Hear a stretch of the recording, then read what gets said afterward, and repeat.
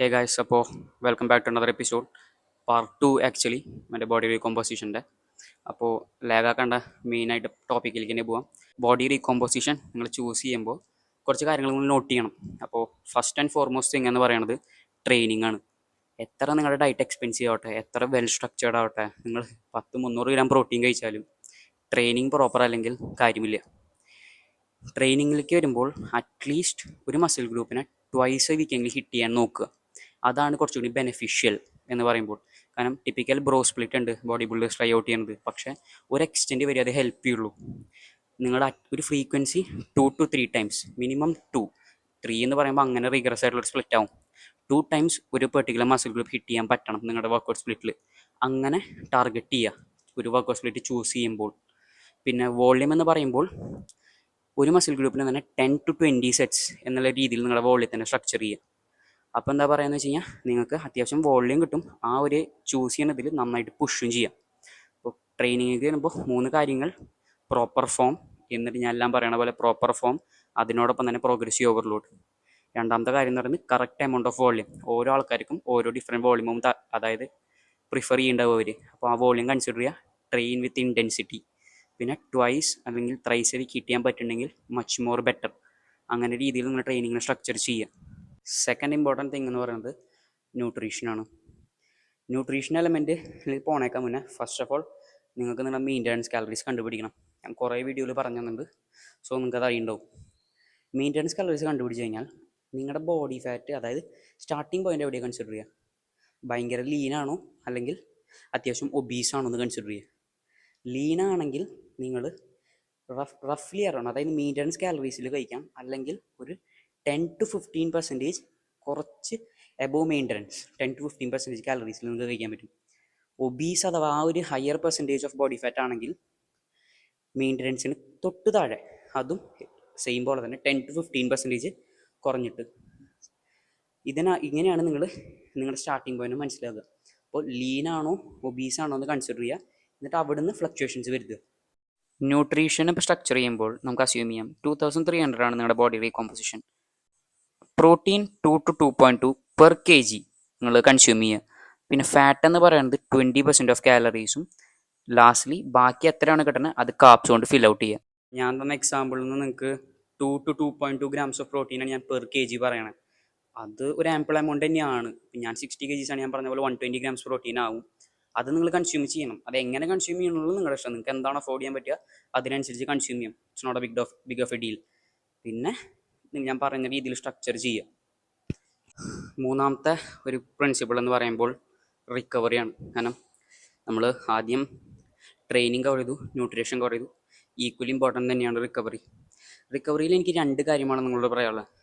First of all proper sleep. അതിനേക്കാൾ golden ആയിട്ടുള്ള വേറെ റിക്കവറി ഇല്ല. എനിക്കിപ്പോൾ റീസെൻ്റായിട്ട് കുറച്ച് സ്ലീപ്പിൻ്റെ പ്രോബ്ലംസ് ഉണ്ടായിരുന്നു.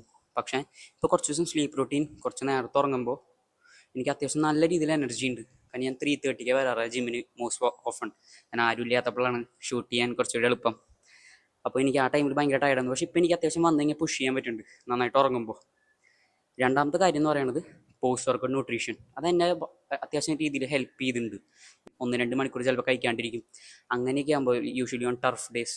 പക്ഷേ എനിക്കൊരു 1 മണിക്കൂറിൽ ഞാൻ post workout ample amount of carbohydrates അതുപോലെ പ്രോട്ടീൻ ഇൻടേക്ക് ചെയ്യുമ്പോൾ അത്യാവശ്യം എനിക്ക് റിക്കവറിയിൽ തന്നെ ഹെൽപ്പ് ചെയ്യുന്നുണ്ടെന്ന് എനിക്ക് തോന്നുന്നുണ്ട്. കാരണം അതിലൊരു ഫ്ലക്ച്വേഷൻ വരുത്തി കഴിഞ്ഞാൽ ലൈക്ക് 2 hours ഒക്കെ എക്സ്റ്റെൻഡ് ചെയ്ത് പോയി കഴിഞ്ഞാൽ കുറച്ച് റിക്കവറി എനിക്ക് ഒരു ഹിൻഡ്രൻസ് പോലെ എനിക്ക് ഫീൽ ആവുന്നുണ്ട്. അപ്പോൾ റിക്കവറിയുടെ ആസ്പെക്റ്റിൽ എനിക്ക് പ്രോപ്പർ സ്ലീപ്പ് ഭയങ്കര ഇമ്പോർട്ടൻ്റ് ആണ്. അതുപോലെ തന്നെ പോസ്റ്റ് വർക്കൗട്ട് ന്യൂട്രീഷൻ അത്യാവശ്യം ഒരു ടൈമിനുള്ള കൺസ്യൂം ചെയ്യാൻ നോക്കുക. അപ്പോൾ നാലാമത്തെ കാര്യം സപ്ലിമെൻറ്റേഷൻ ഭയങ്കരമായിട്ട് ബോഡി റീകോമ്പോസിഷൻ അഥവാ അത്ര ഹെൽപ്ഫുൾ ആവില്ല. മീൻസ് ഫുഡ് തന്നെയല്ല മെയിൻ. 3 സപ്ലിമെൻറ്റ്സാണ് ഞാൻ നിങ്ങളെ മസ്റ്റ് കൺസ്യൂം എന്ന് പറയാം. Whey protein, creatine, fish oil tablets. ഫുഡിന് അത്യാവശ്യം, അതായത് ടോട്ടൽ പ്രോട്ടീൻ ഇൻടേക്ക് കിട്ടിയാൻ പറ്റുന്നെങ്കിൽ no need of whey protein, ക്രിയേറ്റിനും ഫിഷ് ഓയിലും വിൽ ഡു. സപ്ലിമെൻറ്റേഷൻ ഇതാണ് സപ്ലിമെൻറ്റേഷൻ്റെ ഒരു ആസ്പെക്റ്റ്.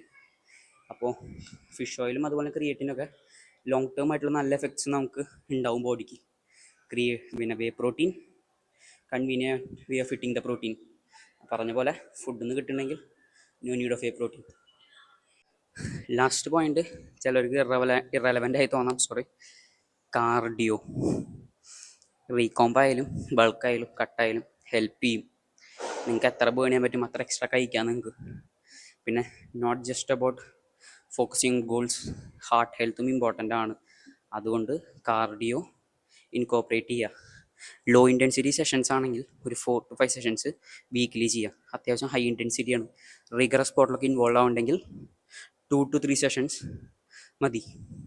കാർഡിയോ അപ്പോൾ ആൾക്കാർ ബൾക്കായാലും ഡെഫിസിറ്റ് ആയാലും ഒരു എക്സ്ക്യൂസാക്കി സ്കിപ്പ് ചെയ്യരുത്. കാർഡിയോ എന്തായാലും ഇൻകോപ്പറേറ്റ് ചെയ്യുക. സോ ഇതാണ് ബേസിക്കായിട്ടുള്ള 5 കാര്യങ്ങൾ നിങ്ങൾ നോട്ട് ചെയ്യേണ്ടത് റീകോമ്പിലേക്ക് പോകുമ്പോൾ. ആദ്യത്തെ 3 കാര്യങ്ങളാണ് കുറച്ചുകൂടി ഫോക്കസ് കൊടുക്കേണ്ടത്.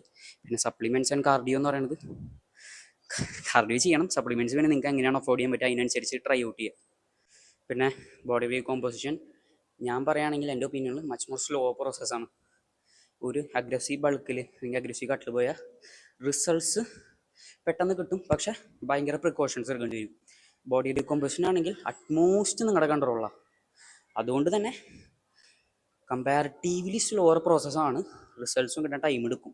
അപ്പോൾ നിങ്ങൾക്ക് ഏതാണോ ബെറ്റർ അഥവാ നിങ്ങൾക്ക് താല്പര്യമാണെങ്കിൽ ബോഡി ഡീകമ്പോസിഷൻ ചൂസ് ചെയ്യുക. റാദർ എ ഗുഡ് ഓപ്ഷൻ തന്നെയാണ്. പക്ഷേ മറ്റ് ഓപ്ഷൻസും ഉണ്ട്, പക്ഷേ comparatively it's A slow process.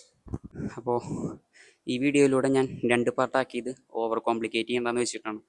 ഇപ്പം എനിക്കെന്താ വെച്ച് കഴിഞ്ഞാൽ എനിക്കറിയാം, പക്ഷേ നിങ്ങൾക്ക് മനസ്സിലാവുമ്പോൾ കുറച്ചുകൂടി ഈസിയർ ആവണമല്ലോ, അതുകൊണ്ടാണ് ഞാൻ 2 പാർട്ടാക്കിയത്.